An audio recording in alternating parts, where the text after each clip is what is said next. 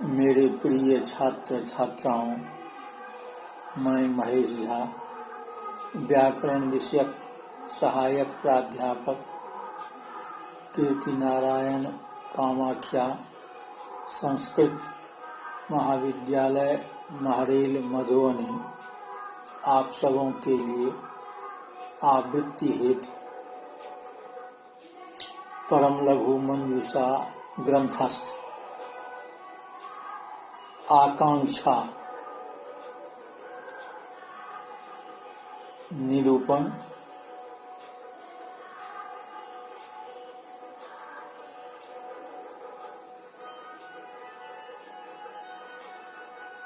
प्रस्तुत कर रहा हूँ।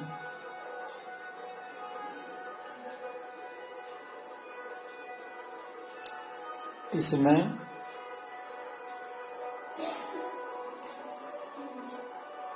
शाब्द बोध सहकारी कारणानि आकांक्षा योग्यता आसक्ति तात्पर्यानि। शाब्द बोध में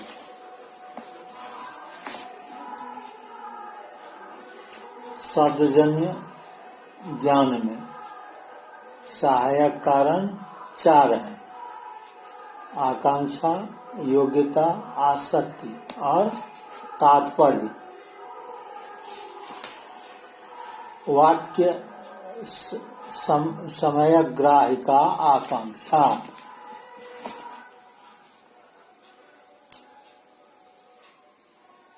उसमें वाक्य शक्ति को ग्रहण करने वाली आकांक्षा है और सा चेक पदार्थ ज्ञाने तदर्थान्वय योग्यार्थस्य यद ज्ञानं तद विषयेच्छा।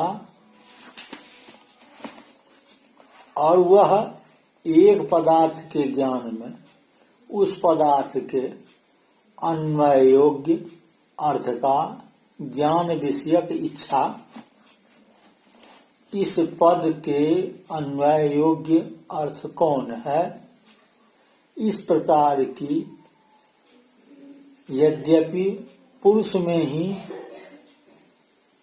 रहती है तो भी उस आकांक्षा का आकांक्षा विषयक अर्थ में आरोप माना जाता है।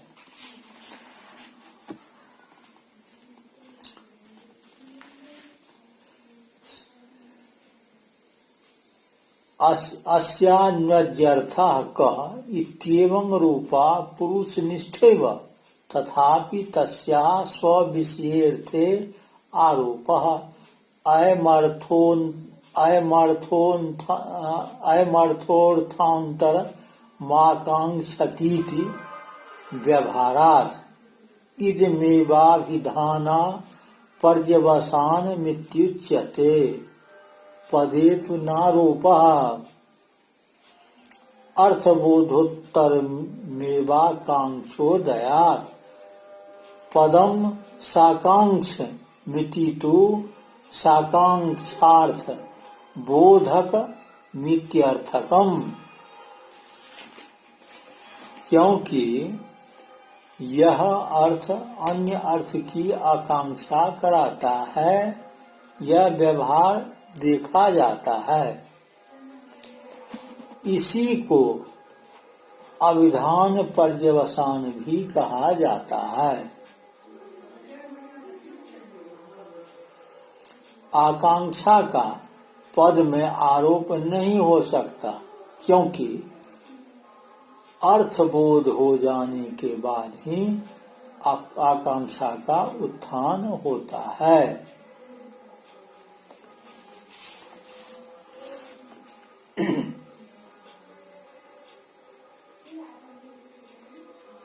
पदम साकांक्ष मिति तु साकांक्षार्थ बोधक मित्यर्थकम। तदुक्तम समर्थ सूत्रे भाष्ये परस्पर व्यपेक्षाम सामर्थ्यम इत्येके काकुद शब्दयोर व्यपेक्षा।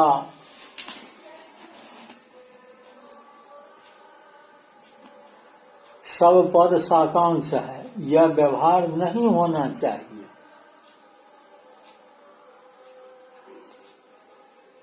जबकि अर्थ में आरोप होता है, इस आशंका पर ऐसा कहा जा सकता है कि पद साकांक्ष है। इसका तात्पर्य ये है कि पद साकांक्ष अर्थ का बोधक है। इसलिए समर्थ सूत्र के भाष्य में भाष्यकार ने कहा है कि परस्पर व्यपेक्षा को कोई सामर्थ्य कहते हैं। वो दो शब्दों की कौन सी व्यपेक्षा है? फिर भाष्यकार कहते हैं कि मैं केवल दो शब्दों ही की व्यपेक्षा नहीं कह रहा हूँ, किंतु शब्दनिष्ठ शब्द द्वयनिष्ठ अर्थों की। इस प्रकार की जिज्ञासा का उत्थापक ज्ञान एक पदार्थ में अन्य पदार्थ के अभाव प्रयुक्त अन्वयबोध का जो जनक नहीं है उसका होता है। इसलिए तद विषय में अर्थात बोध का जनक जो पदार्थ नहीं है उसके ज्ञान के विषय में उस प्रकार के अन्वय बोध जनक रहने पर भी आकांक्षा होती है, ऐसा व्यवहार होता है।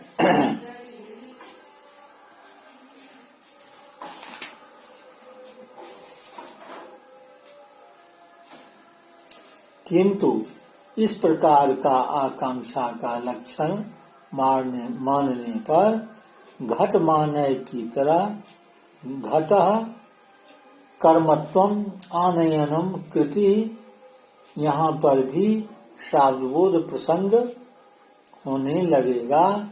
इसलिए आकांक्षा का दूसरा लक्षण है यद्वा उत्थापकता विषयतान्यतर संबंधेनोभय संबंधेन वार्थांतर जिज्ञासा आकांक्षा। आद्यम पश्य मृगो धावति इत्यत्र दर्शनार्थस्य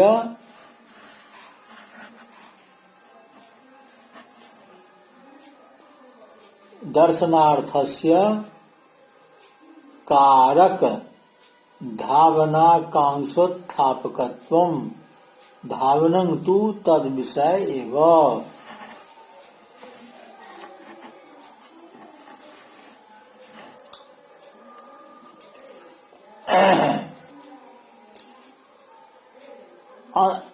अन्त्यन्तु पचति तण्डुलं देवदत्तः इत्यादौ क्रियाकारकयोर द्वयोरपि परस्परं तदुत्थापकत्वात् तद्विषयकत्वात् च।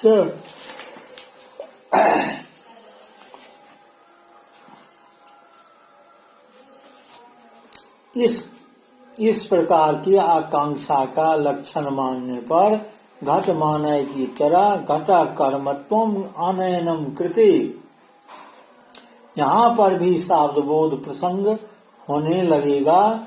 इसलिए आकांक्षा का दूसरा लक्षण कहते हैं अर्थात उत्थापकत्व या विषयत्व संबंध से या दोनों संबंधों से अर्थांतर की जिज्ञासा ही को आकांक्षा कहते हैं। पहले के उदाहरण में पश्य मृगो धावति, देखो मृग दौड़ रहा है, क्योंकि यहाँ पर दर्शन अर्थकारक धावन क्रिया आकांक्षा का उत्थापक उत्पादक है और धावन अर्थात दौड़ना उसका विषय है। अंत्य का उदाहरण पचति तंडुलम देवदत्त यह है। देवदत्त चावल पकाता है, क्योंकि यहाँ पर क्रिया कारक दोनों ही को परस्पर उसका उत्थापक है और उसका विषय भी है। इसलिए शाब्दबोध के प्रति आकांक्षा ही कारण रहने के कारण घटः कर्मत्वम आनयनम कृति इस वाक्य से घट मानय इस वाक्य की तरह अन्वय बोध नहीं होने पाता।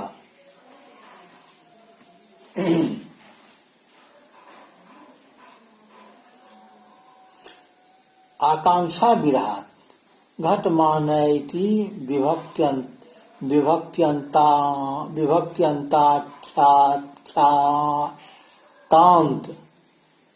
ख्यातान्तयोरेव साकांक्षत्वाच्च, क्योंकि वहाँ आकांक्षा का विरह है। घट मानय यहाँ तो स्वंत तिनंग दोनों ही साकांक्ष है। इसलिए शाब्दबोध में आकांक्षा अत्यावश्यक है। आकांक्षा के अभाव में शाब्दबोध संभव नहीं है। इसलिए महामहोपाध्याय नागेश भट्ट द्वारा आकांक्षा के विषय में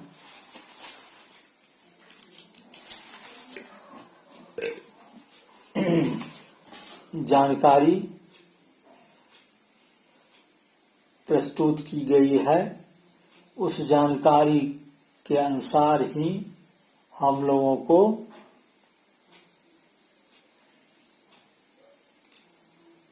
ज्ञान उपार्जन करना चाहिए, जिससे उचित ज्ञान प्राप्त होगा।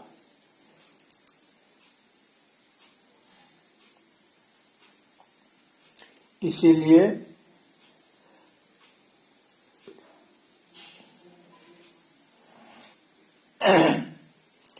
ग्रंथ में कहे हैं सहकारी कारणत्वंच मुख्य कारणजन्य कार्यजनकत्वे सति मुख्य कारण भिन्नत्वम यथा घट कार्यं प्रति कपालस्य मुख्य कारणत्वम इतरेषां तु सहकारी कारणत्वम यथा वा स्वर्गं प्रति यागादेर मुख्य कारणत्वम अपूर्वस्य तु सहकारी कारणत्वम एवं शाब्दबोधे पदज्ञानस्य मुख्य कारणत्वम पदार्थोपस्थित्यादीनां सहकारी कारणत्वम अवगंतव्यम तदुक्तम हरिकारिकावल्यां पदज्ञानं तु करणं द्वारं तत्र पदार्थधि शाब्दबोधा फलं तत्र शक्तिधि सहकारिणी। एक पदस्य पदार्थांतर समभिव्याहार आकांक्षा पदस्य पदांतर प्रयुक्तान्वयानुभावकत्वम् आकांक्षा इत्याकांक्षायाः केषाञ्चन लक्षणद्वयम् निराकर्तुम उपक्रमते वाक्य समय ग्राहिका आकांक्षा।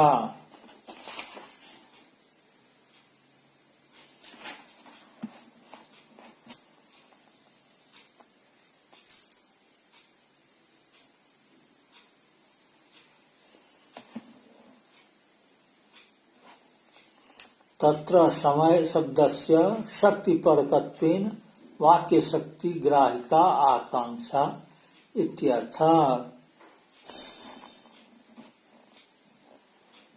इत्यादिना आकांक्षा इत्यादिना आकांक्षायाः